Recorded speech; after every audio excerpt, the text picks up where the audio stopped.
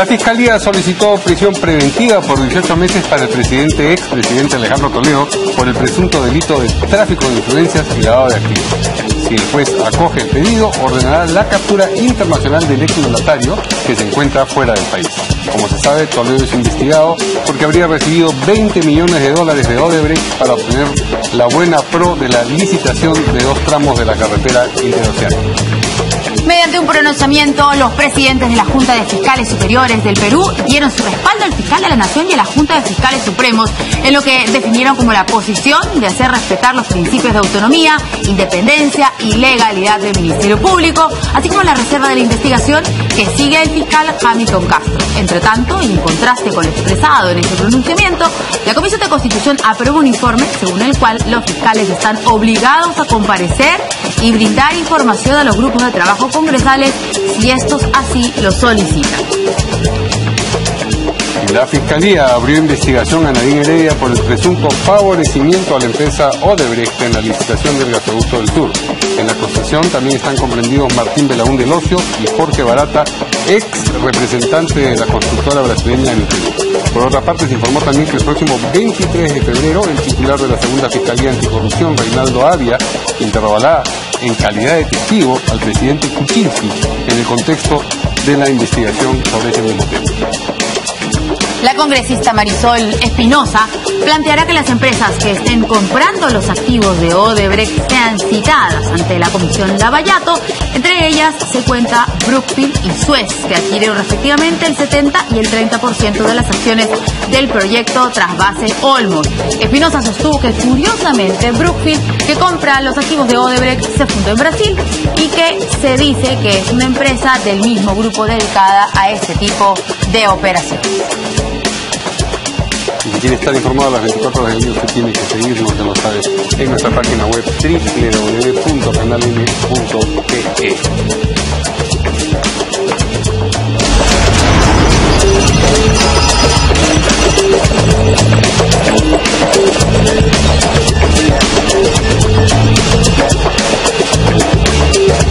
¿Cómo están, amigos? Buenas noches, bienvenidos a En Portada. Verónica. ¿Qué tal? ¿Cómo estás, Mario? Muy buenas noches.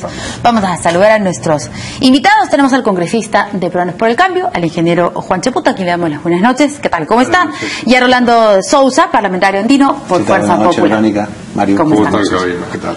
Pues bien, nuestra primera noticia, bueno, casi todas las noticias tienen que ver con la Fiscalía hoy día, pero la primera y más importante es que finalmente ocurrió lo que se preveía que ocurriría. La Fiscalía solicitó la prisión preventiva por 18 meses para el expresidente Alejandro Toledo, que no se encuentra en el país. Esto por el presunto delito de tráfico de influencias y lavado de activos. Si el juez acoge el pedido, porque este es un pedido de la Fiscalía por el momento, ordenará también la captura internacional del exmandatario, donde se encuentre en este momento.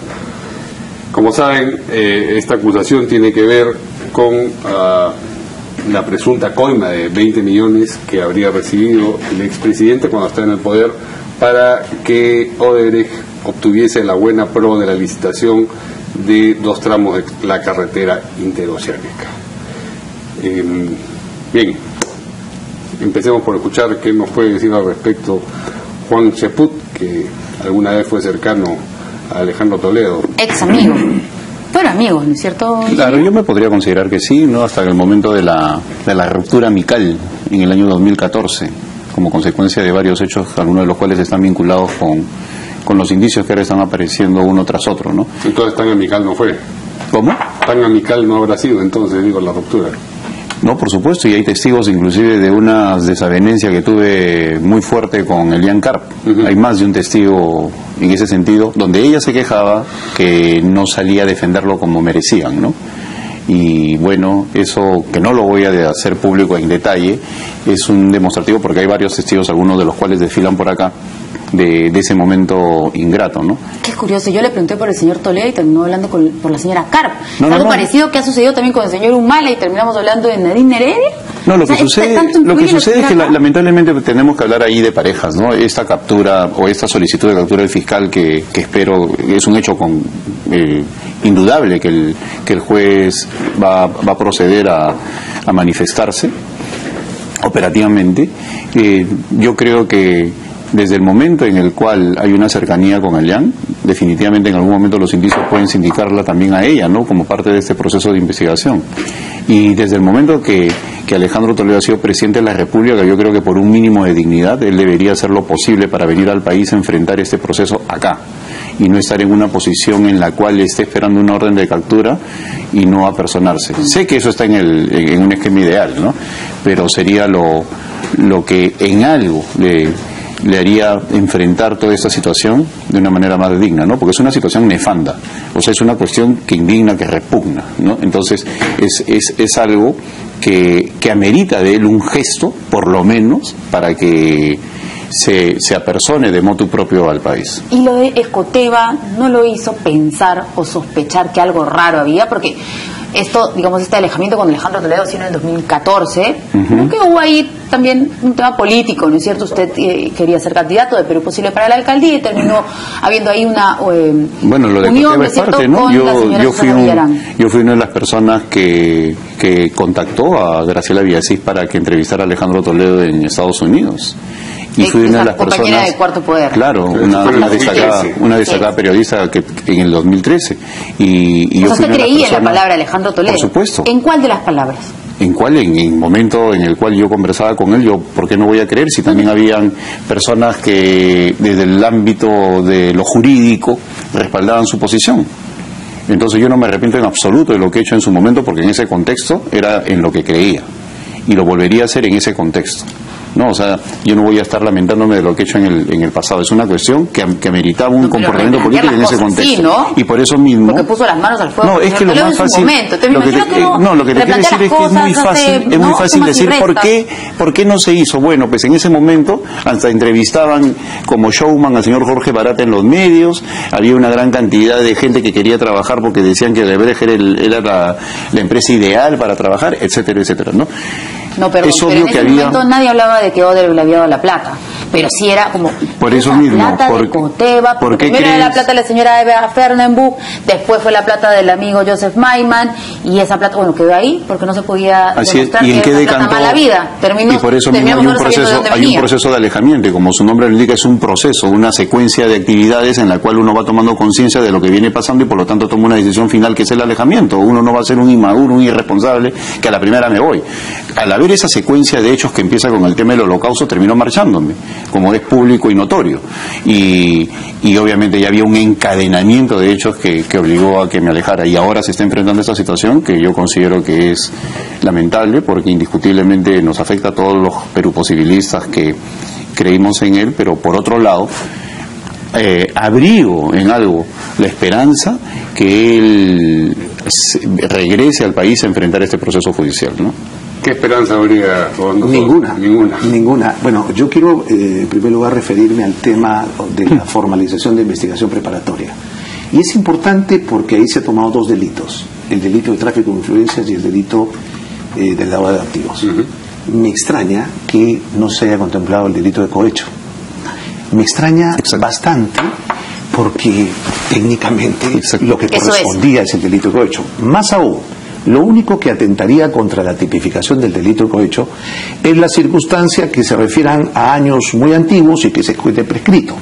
Pero, de acuerdo a lo que ha salido ahora en la República y de acuerdo a las informaciones que nos están llegando, ha habido una especie de cohecho continuado. Es decir, empezaron en un año y terminaron los pagos en el 2010. Si es que eso es verdad, lo pongo entre paréntesis, entonces no es posible que haya prescrito el delito de cohecho. El delito de tráfico de influencias tiene una pena mínima y el delito de lavado de activos necesita necesariamente que se demuestre cuál es el delito fuente, y el delito fuente es el cohecho. De manera que mi primera observación a esta formalización de una investigación preparatoria es el tema de los tipos penales por los cuales se ha abierto. Una segunda observación es que las personas que acompañan al señor Alejandro Toledo son básicamente nacionalidad israelitas.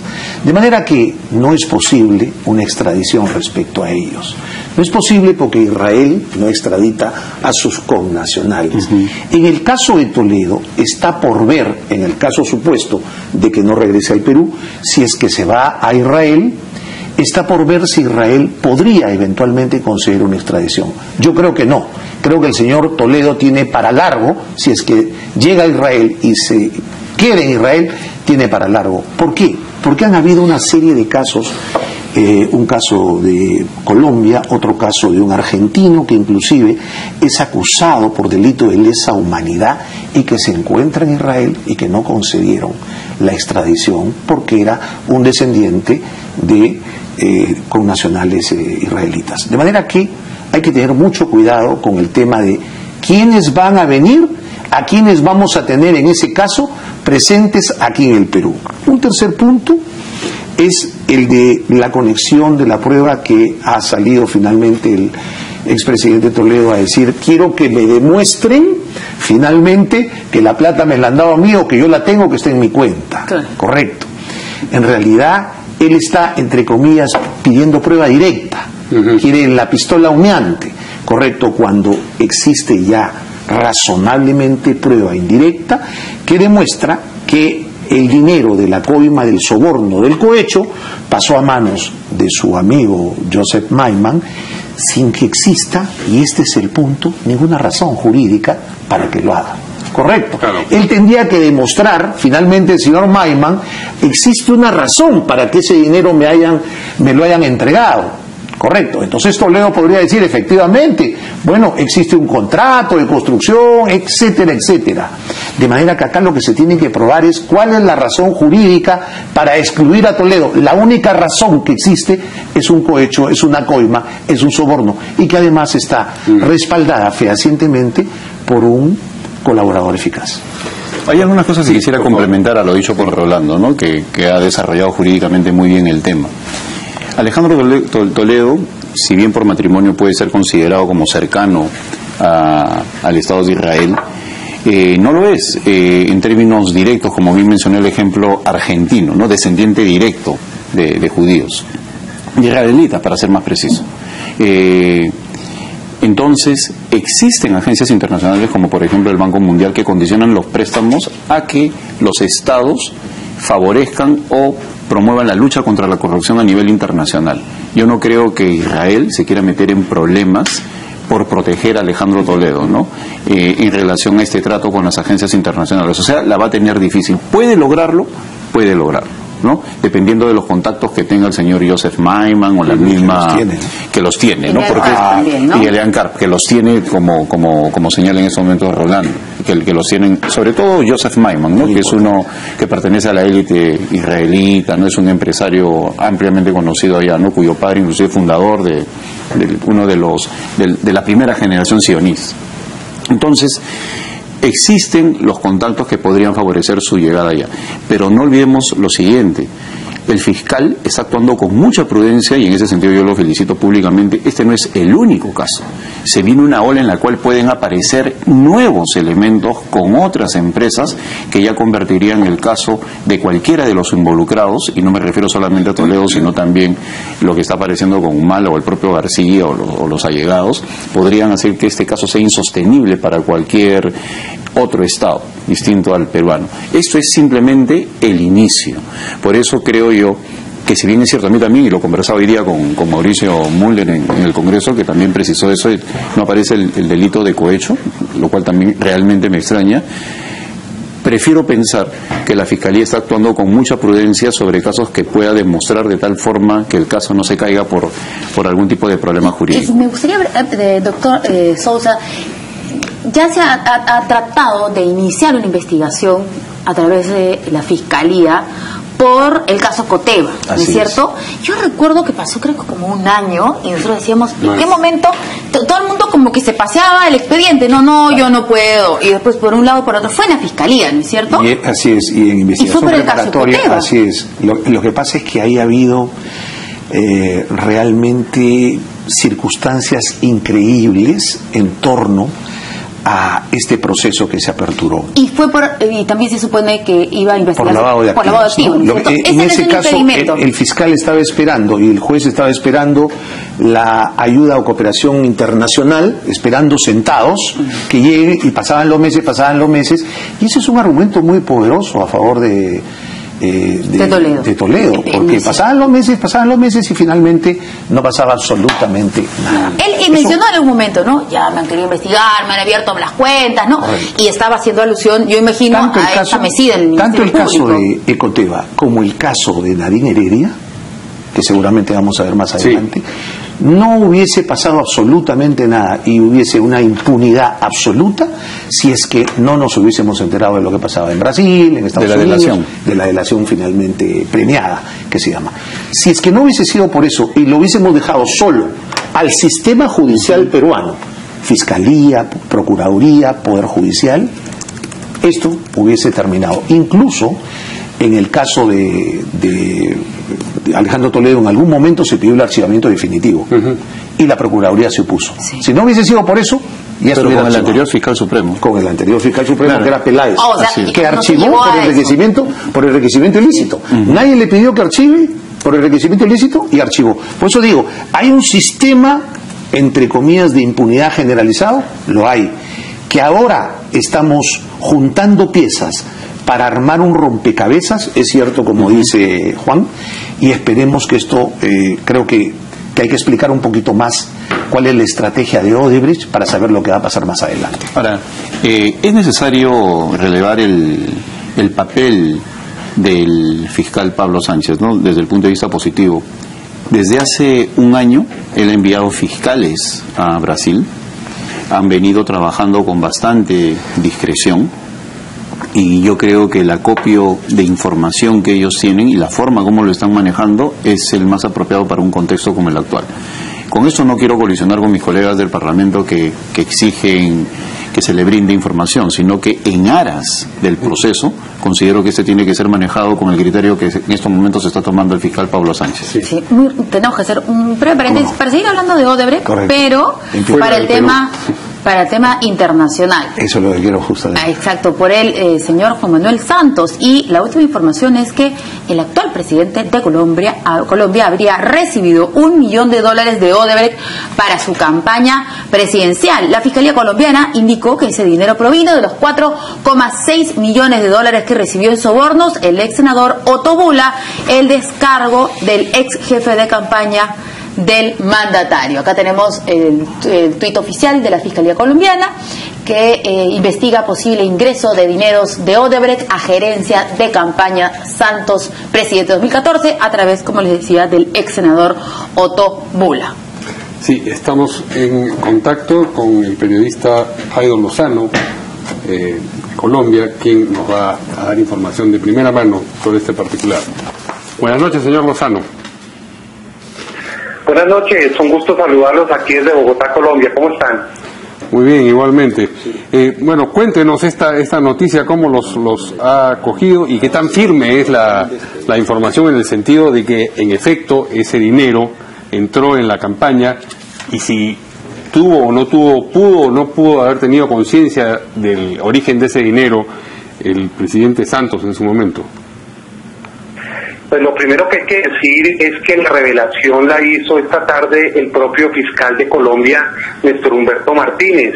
En una rueda de prensa leyó un comunicado, no aceptó preguntas y fue muy claro en afirmar que los dineros del caso de Odebrecht habrían llegado a la campaña del presidente Juan Manuel Santos en el año 2014.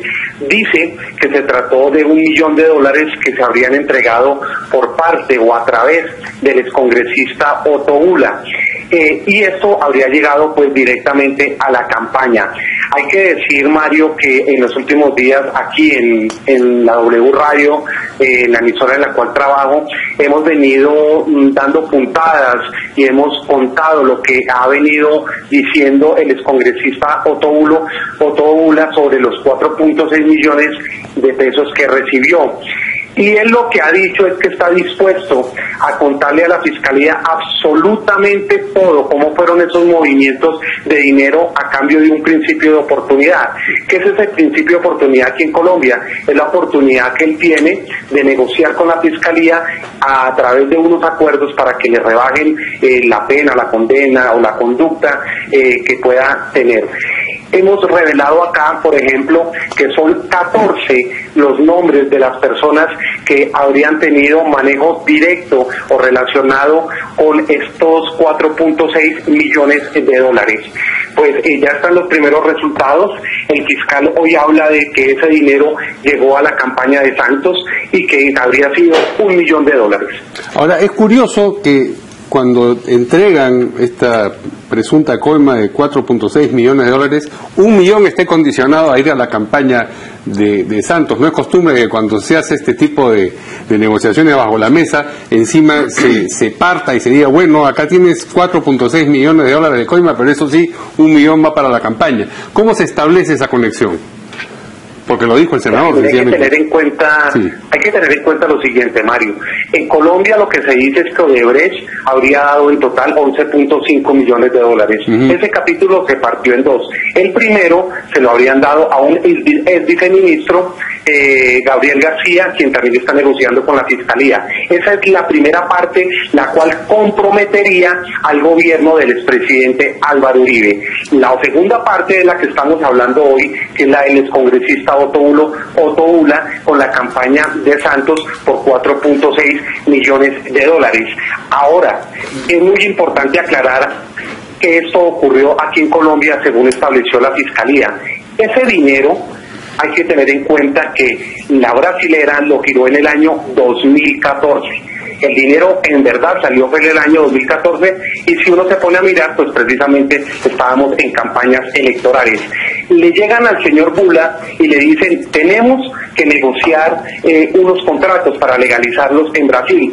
Él acepta firmar esos contratos que son por 4.6 millones de dólares y la empresa le dice, le vamos a dar 800 millones de pesos a cambio por eso. Pero ojo con lo que él está diciendo, los contratos en verdad para legalizarlos allá en Brasil tan solo se lo pusieron de presente el año pasado y él los firmó. Es decir, la plata salió en el 2014, él firma contratos que aparecen con fecha 2013, pero en verdad los contratos los firma hasta el año pasado. Y el grado de conciencia que puede no haber tenido el presidente Santos de que ese dinero entró a su campaña, porque imagino que esa va a ser la primera línea de defensa. Yo no sabía que ese dinero tenía tal origen. Exactamente, pues ya el secretario de Transparencia de la Presidencia, el doctor Camilo Enciso, hace pocos minutos le habló al país desde la Casa de Nariño y dijo que pues eso era absolutamente falso, que lo mismo está diciendo el actual gerente de la campaña, que eso no es cierto, que no hay pruebas, incluso están diciendo que cómo se le va a creer a un criminal que está hoy detenido y es la palabra de él contra la palabra del gerente de la campaña del presidente Juan Manuel Santos. Hay que decir que este caso pues hasta ahora está en investigación, son las versiones, son los trazos que ha encontrado la Fiscalía para hacer esa afirmación. Pero Mario, mire, es muy importante esto se venía rumorando, se venía diciendo, como le digo, nosotros en la W íbamos contando paso a paso lo que venía sucediendo, pero lo más significativo es que el propio fiscal de aquí de Colombia, el doctor Néstor Humberto Martínez, fue quien salió y le dijo al país que hasta ahora las evidencias señalan que a la campaña del presidente Santos en el año 2014 habría entrado $1 millón por parte de Odebrecht. Y una consulta, ¿cómo es allá en Colombia este tema del dinero de empresas a las campañas? Porque acá en nuestro país venimos de hace tiempo pidiendo al Congreso de la República que se pueda regular esto. Hay como vacíos. ¿Cómo es en Colombia?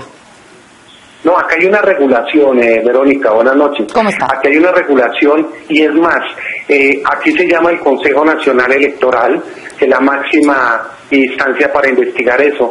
Y es muy importante tu pregunta porque el propio fiscal también dijo que esta investigación de si ingresaron recursos a la campaña por parte de Odebrecht o otros recursos, al parecer de manera ilícita, tendrá que ser el Consejo Nacional Electoral quien investigue absolutamente cómo fue esto. Acá están los libros, aquí hay un seguimiento, todos los aportantes a las campañas tienen que dar la cara, si son empresas tienen que aparecer con su cámara de comercio, con su registro, las personas naturales, con su nombre, es decir, aquí hay una ruta absolutamente desde que se inicia la campaña de cuáles son los ingresos, cómo llegan a la campaña, quién los trae y cuál es el manejo, es decir, hay una radiografía completa en cada una de las campañas de cómo se movieron esos dineros y eso es lo que entra a investigar a partir de este momento el Consejo Nacional Electoral. Muy bien. Las cosas ustedes las tienen un poquito más claras, por lo menos en ese sentido, pero están igual de asustados que nosotros.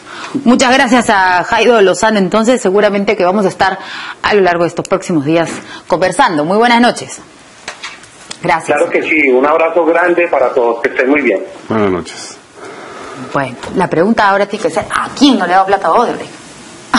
Bueno, acá lo primero que me gustaría saber es qué estará tuiteando, qué va a tuitear o qué ha tuiteado el presidente Álvaro Uribe, ¿no? Bueno, pero estaba mencionando que venía en la campaña del presidente Uribe. Estará calladito nomás. No, a lo que me refiero es que en los últimos días él estaba siendo cuestionado, Álvaro Uribe, por Odebrecht, también por fondos de campaña, y en los últimos días se le estaba preguntando al presidente Santos sobre si él o su fundación Buen Gobierno habían recibido dinero y el presidente y el gobierno permanecían callados. Entonces se fue generando pues un silencio sísmico que ha terminado en esto. Por eso una mayor repercusión, porque ya se estaba tratando. Bueno, y Rolando que para en Bogotá. Yo que paro algo más en Bogotá. Sin duda alguna existe un problema muy grave en Bogotá respecto a los fondos de los partidos políticos, porque lo que está hablando el periodista es de los fondos que son fondos que existen en la campaña, que están regulados. Pero no olvidemos que en Colombia las elecciones no son obligatorias, son voluntarias. El que quiere va a votar. Entonces, la gran mayoría de partidos tienen un problema en llevar a las personas a votar. Y los últimos 3 o 4 días de elecciones hay una hemorragia de dinero que hacen los senadores, los diputados colombianos para llevar a esa gente, para transportar a esa gente. Y lo hacen a la vista de todas las autoridades electorales.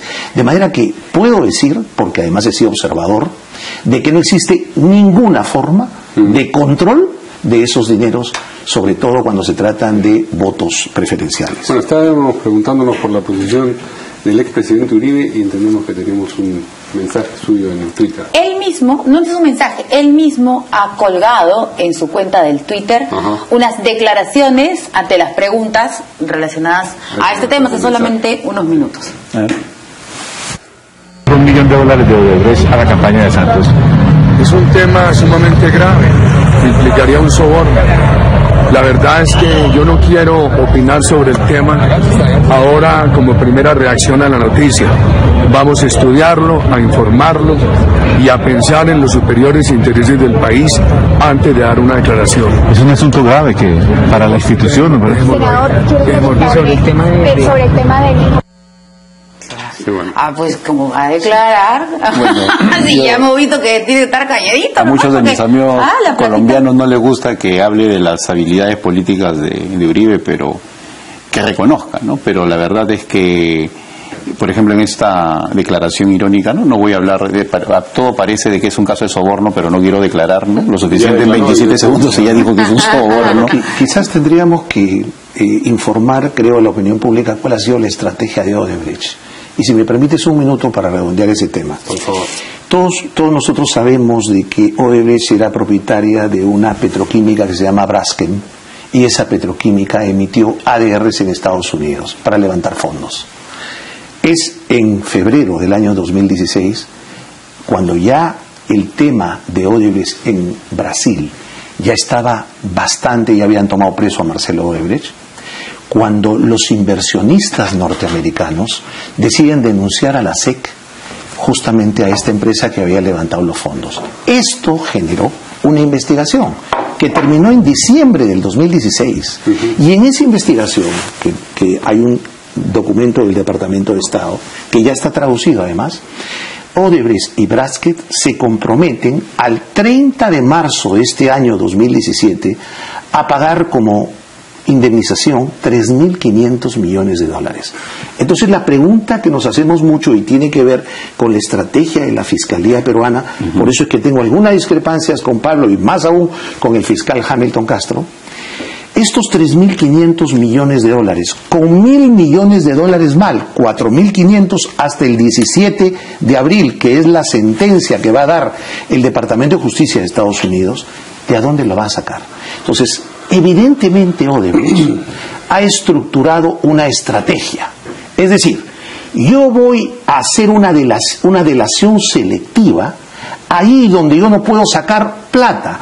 En las obras donde yo no puedo sacar plata, el Metro de Lima, entonces, como los sobres vienen desde Brasil, evidentemente yo hago una delación selectiva.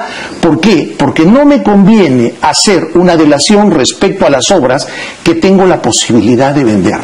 Él ha dicho que va a vender Olmos, Gasoducto del Sur Peruano, la Central Chacya y parte de Rutas de Lima. Y ya vendió Rutas de Lima. Claro, lo que pasa, por eso, pero existen, por ejemplo, en el caso de Olmos, existe todavía un problema con el gobierno regional. Entonces, la estrategia de Odebrecht es trabajar a cuentagotas el tema de la delación para ganar tiempo hasta el 30 de marzo para que esos dineros le permitan pagar los 3.500 millones de dólares que tienen que pagar. Pero tienen que pagar 1.000 millones de dólares más. Entonces es claro que si han hecho un convenio con el fiscal Hamilton, que yo diría que no puede ser el único hombre que conozca ese convenio, porque hay millones de peruanos que estamos interesados en su momento y el Congreso por delante en saber en qué consta ese convenio. Sin duda alguna ese convenio es: no me embargues, permíteme vender. Eso es la primera línea de ese convenio, y yo te voy a hacer una colaboración eficaz, ha dicho terminación anticipada ahora el fiscal de la Nación, etcétera, etcétera. De manera que démonos cuenta, y hay que informar que esa estrategia se está llevando a cabo. ¿Qué va a pasar el 30 de marzo? Usted es penalista. Sí, claro. ¿Sabe que esas negociaciones se dan y que se tiene que poner una balanza? Pros y contras. ¿No le parece que es una estrategia válida? Sí. ¿O no? ¿Sabes qué? No me interesa lo que tú me digas, señor Barata, pero yo acá tengo que sancionar, perseguir, no voy a dejar que saquen plata y no van a colaborar, no va a pasar nada. ¿Qué es lo que va a pasar? Si Odebrecht logra juntar... No como político. Si Odebrecht logra juntar, y por supuesto Graskin, logran juntar el dinero para el 30 de marzo y los 4.500 millones para el 17 de abril que se da la sentencia, bueno, han sacado dinero del Perú, han sacado dinero de Panamá, han sacado dinero están vendiendo lo que pueden vender. Si ellos logran juntar el dinero, ya hicieron su acuerdo. ¿Qué queda para el Estado peruano, primero?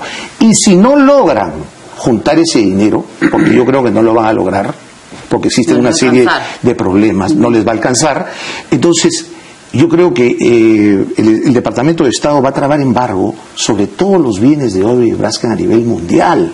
Entonces, mientras ellos van a trabar embargo a nivel mundial, nosotros vamos a estar esperando aquí a que la indemnización y los sobrecostos de las obras. Ojo, que hay 51 proyectos entre el 2004 y el 2015 que las empresas brasileras han realizado en el Perú por 22.700 millones de dólares y solamente fueron fiscalizados 33 proyectos. Es decir, la Contraloría nunca fiscalizó 18, 6.000 millones de dólares que nadie sabe qué pasó.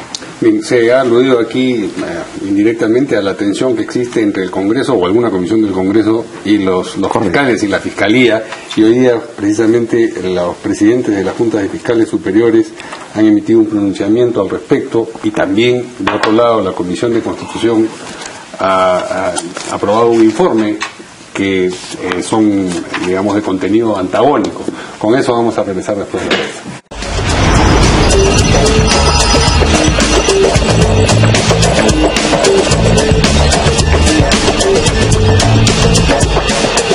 Muy bien, como mencionábamos antes de la pausa, los presidentes de la Junta de Fiscales Superiores del Perú emitieron un pronunciamiento hoy día en el que dan su respaldo al fiscal de la Nación y a la Junta de Fiscales Supremos en lo que definieron como la posición de hacer respetar los principios de autonomía, independencia y legalidad del Ministerio Público, así como la reserva de la investigación que sigue el fiscal Hamilton Castro. Esto en el fondo es una alusión a la circunstancia de que no consintieran que el fiscal Hamilton Castro asistiese a la sesión de la comisión Lava Jato, en la que ciertamente le iban a preguntar lo que estaba mencionando sobre el acuerdo, el parlamentario andino Rolando Sosa, decirle en qué consiste ¿cuál es la estrategia, este acuerdo, ¿no? Más que nombres. Sí. ¿Para qué quieren nombres? Pero en realidad ayer estuvo acá Miki Torres, el presidente de la Comisión de Constitución, que hoy día se reunió y emitió un informe, y él dijo que había una cuestión, digamos,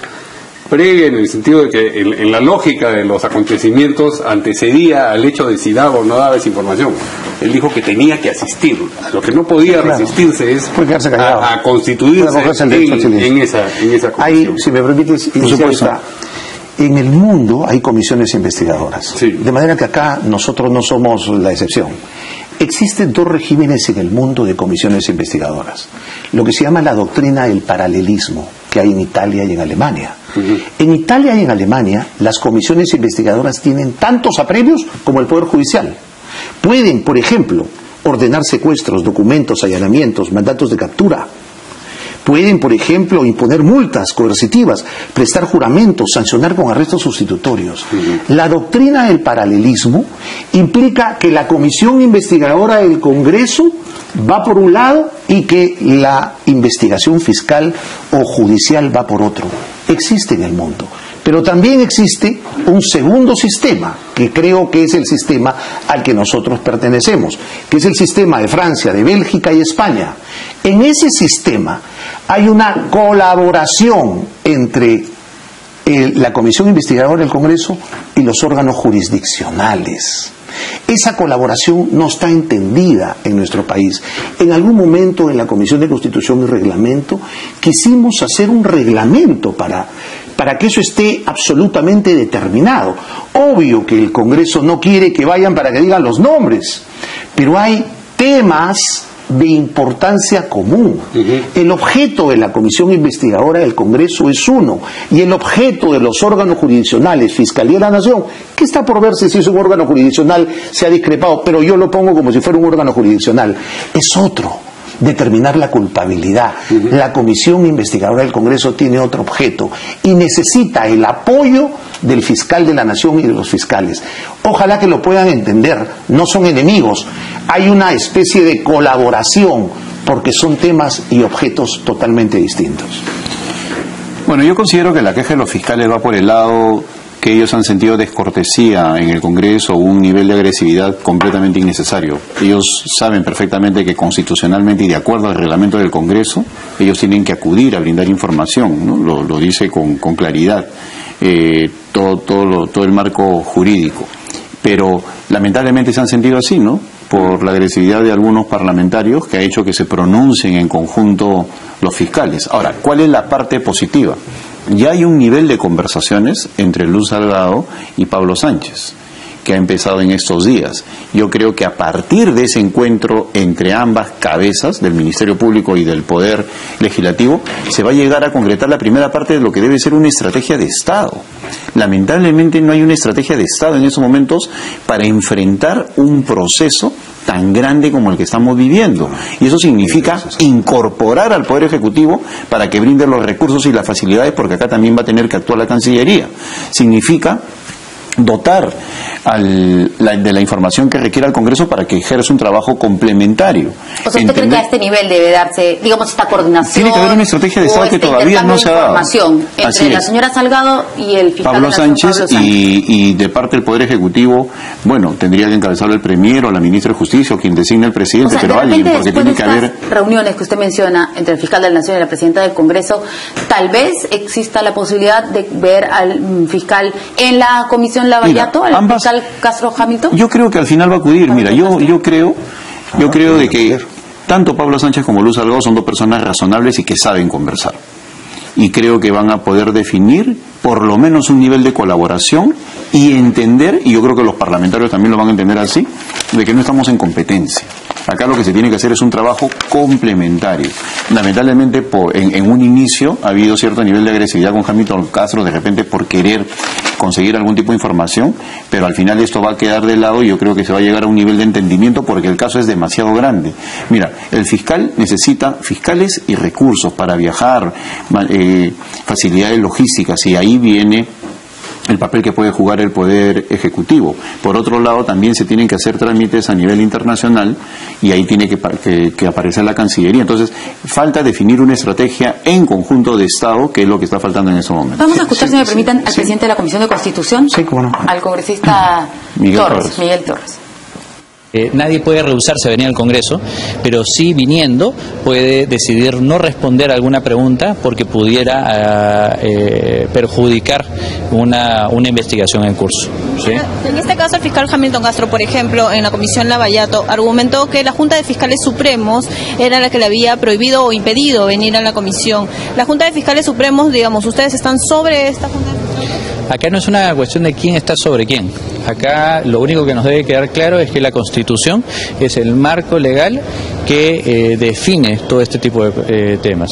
Es la Constitución, no el Congreso, no la Junta de Fiscales, quienes determina que cualquier autoridad, entendiéndose como tal también a un fiscal, tiene la obligación de acudir al Congreso de la República.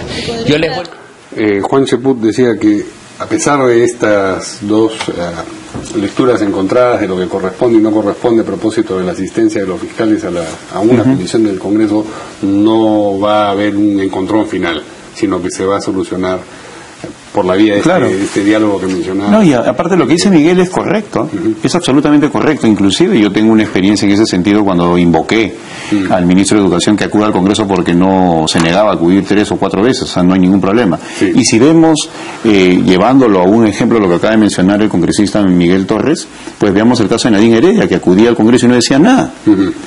No, decía y al final se iba. Pero lo importante es ir. Ahora, es cierto que los fiscales en algunos casos han pedido sesión reservada y no se les ha concedido.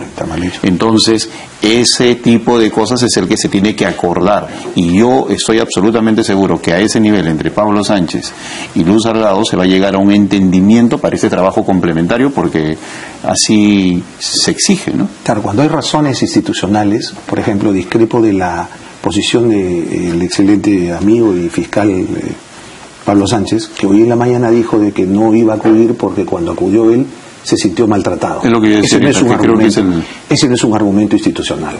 O sea, nosotros no podemos sostener eso como argumento institucional. Y tampoco los fiscales supremos, por muy fiscales supremos que tengan, no tienen la capacidad jurídica para decidir si alguien va o no al Congreso de la República. Pero Rolando, comprenderás que no es institucional, pero sí es una cuestión de educación, de decoro mínimo, de respeto mutuo, ¿no? Con las reglas internas de las comisiones que a veces priman lo subjetivo, ¿no? Entonces, las reglas internas de la comisión investigadora es lo primero, es el A de una comisión investigadora. Primero, hay sesiones que son absolutamente reservadas. Segundo, las comisiones investigadoras tienen que tener su propio reglamento aprobado. No puede ser que vayan personas congresistas que no son, a pesar que tienen el derecho de Estado, y empiezan y se sientan y empiezan a hacer preguntas porque se les ocurrió. ¿Qué es lo que se ve en la Bajato? Ese es el filibusterismo parlamentario. Y eso no puede ser. Tienen que aprobar un reglamento interno de actuación de las comisiones investigadoras. Nos decía, acá vamos a guardar secreto absoluto respecto a lo que se diga como estrategia aquí del fiscal A, B o C. Y habrá sesiones que son públicas y habrá sesiones que son reservadas. Pero por favor, no puede ser un tema institucional que una persona se sienta agraviada y que diga, mi fiscal no va porque yo me sentí agraviado. Yo discrepo de esa circunstancia. Vamos a una pausa y vamos a regresar para seguir hablando de la Fiscalía, pero en este caso a propósito de la investigación que le abierta a Nadine Heredia por la licitación del gasoducto del Sur, por un presunto favorecimiento a Odebrecht, y también sobre la concurrencia precisamente como testigo del presidente Kuczynski a la segunda Fiscalía para responder preguntas sobre una investigación en el mismo sentido, el presunto favorecimiento de Odebrecht en la licitación del gasoducto del Sur. Con eso regresamos.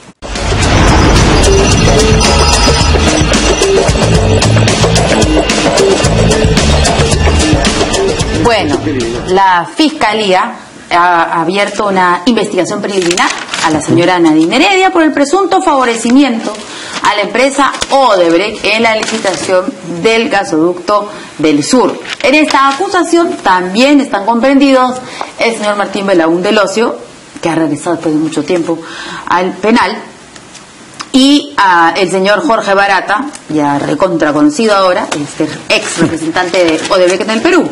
Y además ha informado que para el próximo 23 de febrero, el titular de la segunda Fiscalía Anticorrupción, Reinaldo Avia, interrogará en calidad de testigo al presidente Pedro Pablo Kuczynski en el contexto de la investigación sobre el mismo tema.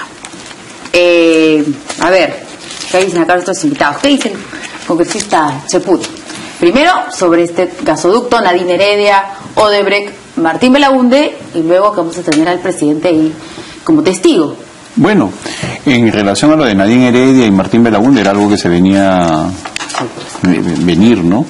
Y se venía de todas maneras, y creo yo que al final van a tener, por eso señalaba yo hace un momento lo de los recursos, van a tener los fiscales que actuar en paralelo en varios casos con los mismos involucrados, porque el caso de Martín Belaunde nos lleva a lo sucedido con Odebrecht y los gobiernos regionales y locales que todavía no se está viendo. Y por otro lado, en el caso de Nadine existen los elementos suficientes como para determinar que hay una correlación entre lo que aparece en las agendas y los montos desembolsados, ¿no? Que es un elemento que todavía no se ha visto. Ahora, ella durante la investigación en el Congreso permanecía callada, es lo que veíamos en el segmento anterior. Ahora ante la Fiscalía sí va a tener que hablar porque ya pasó en calidad de investigada. En un principio también se le colocó como testigo en otros procesos, ahora ya está siendo investigado. Entonces, esto configura pues ya un escenario en el cual vamos a tener que actuar con bastante objetividad para evitar que este caso se contamine, se dilate o empiece a ser tildado de politizado, ¿no? Que es lo que estarían buscando algunos para de esa manera poder victimizarse y aprovechar la mínima circunstancia para poder evadir el debido proceso. Creo que en esta investigación hay un elemento que me parece importante resaltar. En esta investigación de Gasoducto del Sur está la señora Nadine Heredia, pero está también el señor Barata. Y es por colusión. Es una investigación por colusión. Y el señor Barata se encuentra, entiendo, en estos momentos sujeto a un procedimiento de colaboración eficaz. Entonces, entiendo que esta colaboración eficaz del señor Barata ha dado lugar a la apertura de investigaciones preliminares contra una serie de personas, porque no solo está Nadine Heredia, el señor Barata, sino hay una serie de personas, Martín Belaunde y otros más que no conocemos, algunos conocidos, incluso está el presidente de la República. Tendríamos que tener bien claro cuáles son los hechos en los que el presidente de la República, que por supuesto Juan no se ha referido a ese punto, está siendo testigo, ¿no? ¿Cuál es el hecho concreto? Creo que estamos sujetos a una especulación. ¿Cuál es el hecho por el cual se le llama al presidente de la República? Pero finalmente se sabe que hay una compañía First Capital, que es una compañía que brindó servicios a los consorcios brasileros, incluso consorcios con Graña y Montero, servicios de carácter financiero y que tienen vinculación en algún momento con el presidente de la República. El representante administrativo de First Capital es el mismo representante administrativo de una empresa del presidente de la República, quedaban en el mismo lugar, etcétera, etcétera. Esto es simplemente una especulación, por cierto. No se sabe si es en relación a ese tema, pero finalmente lo que va a ser objeto, porque la investigación es por colusión, lo que va a ser objeto va a ser finalmente corroborar el acogimiento a colaboración eficaz del señor Jorge Barata. Ahora, lo que yo podría señalar es que en relación al presidente Pedro Pablo Kuczynski existe de nuestra parte todo el propósito de brindar la información, pues no hay en absoluto nada que ocultar, ¿no? Los procesos en los cuales pueda él ser materia de preguntas o de investigación, no lo sabemos, al menos yo no lo puedo precisar ahorita, pero sí existe la predisposición del gobierno para poder brindar cualquier tipo de información y colaborar con la verdad en ese asunto, ¿no? Ahora, la información que nosotros tenemos en Canal N es que efectivamente el 23 de febrero el titular de esta segunda Fiscalía Anticorrupción ha citado al presidente para que vaya en calidad de investigado por el tema gasoducto. y que los expresidentes Alan García y Ollanta también han sido citados para el 16 y el 17 de febrero respectivamente. Y de igual forma, la lideresa de Fuerza Popular, la señora Keiko Fujimori, va a acudir el 20 de febrero, es lo que informó el diario pero ya no sería por el tema gasoducto, ¿no? Claro, que Keiko Fujimori, por ejemplo, en este caso nunca ha sido funcionario. Es confuso, por eso yo no podía precisar. Esa es otra cosa, por aporte de campaña puede ser. Es posible, no lo niego, que pueda haber algún tema relacionado con campaña, etcétera, pero todavía es una investigación preliminar. En su momento se irán decantando cuáles son los hechos por los cuales las personas están acudiendo, algunos en calidad de investigados y otros, por cierto, en calidad solo de testigos. Mira, y este es un buen momento entonces para precisar si esta noticia nace de una nota de prensa de la Fiscalía, sería bueno que sean más precisos, pues empieza uno a especular si es gasoducto, es otra cosa. Es por reuniones, por las reuniones que sostuvieron con Barata en su momento, me imagino que precisamente en el curso de la campaña. Pero si se trata de Barata, que lo precisen, ¿no? Porque una reunión con Barata es suficiente para que se invite a una persona, al propio presidente de la República.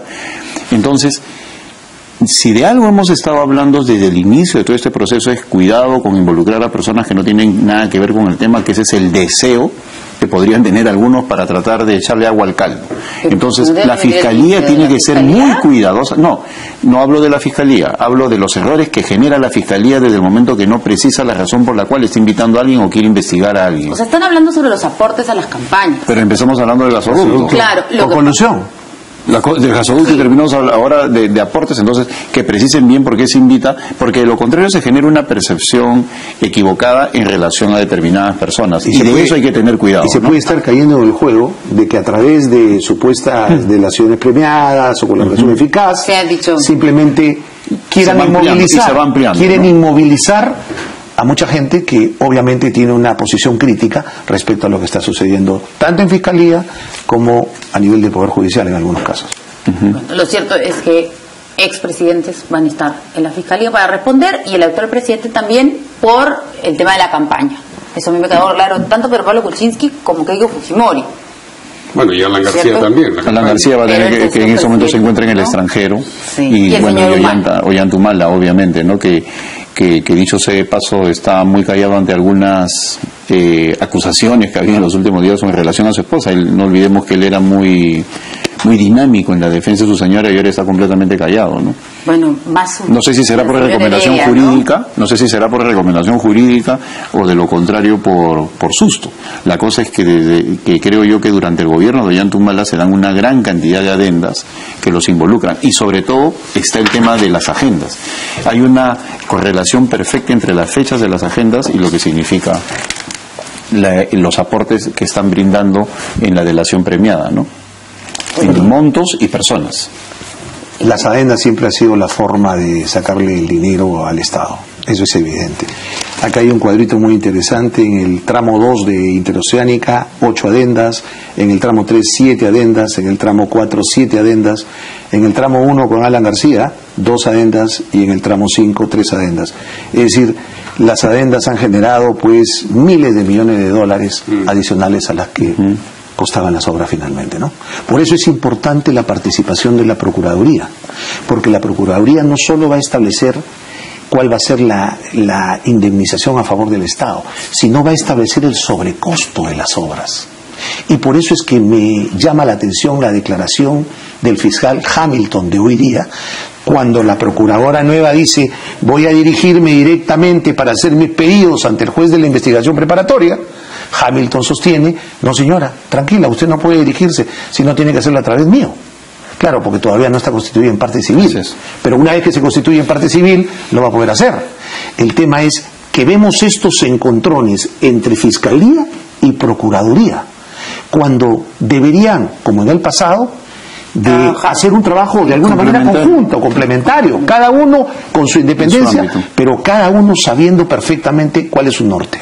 Y nos hemos olvidado preguntarle, y se nos acaba el tiempo, nos falta un tema, pero sobre la ministra de la Mujer, congresista Cheput, porque hoy día en algunas portadas de los diarios ella ha asegurado que no va a renunciar. Ella en algún momento, no sé si ya no, pero conformó una ONG con Alejandro Toledo. Ella fue ministra de la Mujer también, ¿cierto? En la gestión del señor Toledo. pero ha asegurado, ¿no es cierto?, que de ninguna manera ha entrado dinero de Odebrecht a esa ONG, que no ha habido dinero mal habido. Pero que si el presidente de la República le pide su renuncia, ella, bueno, pues eso ya dependerá del jefe del Estado. Ya han empezado no sé si este es un Saavedra Reloaded, digo yo, porque ya han empezado a través de las redes sociales, y el Twitter se ha colgado y me quieren morir. Es un sabotaje. Pero a través de las redes sociales han empezado a decir, no, le están apuntando a la ministra de la Mujer por un tema político, no por este tema de la ONG, y están exigiendo su renuncia porque la señora Ana María Romero está a favor de el tema de la igualdad de género. Eso ha empezado ya otra vez a hablar. Eso le hace un daño más bien a la ministra. La ministra es una persona honorable. Yo la conozco desde el gobierno de Alejandro Toledo, es una persona que tiene una destacada trayectoria académica y ella ha trabajado en la ONG y obviamente todo lo que se puede haber recibido como donación está debidamente registrado y no tiene que ver en absoluto con el tema Odebrecht.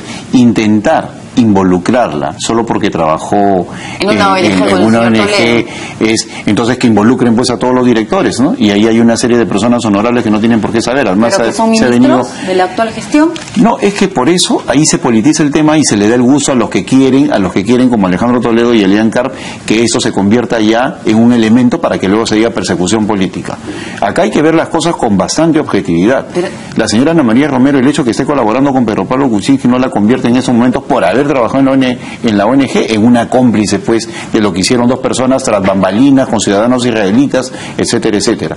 Eso, al contrario, genera un ambiente favorable para argumentar persecución política en el caso de Toledo y Elian Karp. La señora Karp habla de persecución política y se refiere al fujimorismo, que está en el Congreso, no al Ejecutivo, no al señor Pedro Pablo Kuczynski. No, pero cuando se dan acusaciones así, sin sustento, cuando se dan, no, por supuesto que sí, desde el momento que dicen ya ven, a una persona honorable le empiezan a acusar sin ninguna base ni consistencia. Y en todo caso, los políticos que la están acusando, algunos de ellos congresistas, que hagan su mea culpa, pues ellos investigaron a Alejandro Toledo durante 5 años, del 2006 al 2011, y solamente se dedicaron a denunciar de que se gastó en toffee, chicles, caramelos y trago, ¿no? En lugar de ir al fondo del asunto, y hacían conferencias en el patio de Palacio de Gobierno. Entonces, ellos que no encontraron nada, que no vengan ahora a acusar a una persona que se desarrolla con honorabilidad y eficiencia al frente del Ministerio de la Mujer.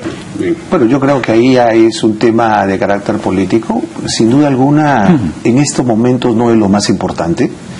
No obstante, ella ha hecho una explicación hoy día en una larga entrevista, me parece, en el diario La República. Sí. En La República, sí. Da determinadas explicaciones y para eso hay tiempo todavía, ¿no? Hay una estación de preguntas. El caso Chincheros, me imagino que irá a una estación de preguntas en el Congreso. Hay circunstancias que van a militar más adelante. En este momento, el Congreso tiene que estar bastante concentrado en su labor, que es importantísima para el país, y sobre todo con una colaboración de las entidades jurisdiccionales. Muchas gracias a nuestros invitados. Gracias. Antes de abordar el cuarto tema, como ha sido por la vez. Nos vemos mañana aquí en La Portada. Buenas noches.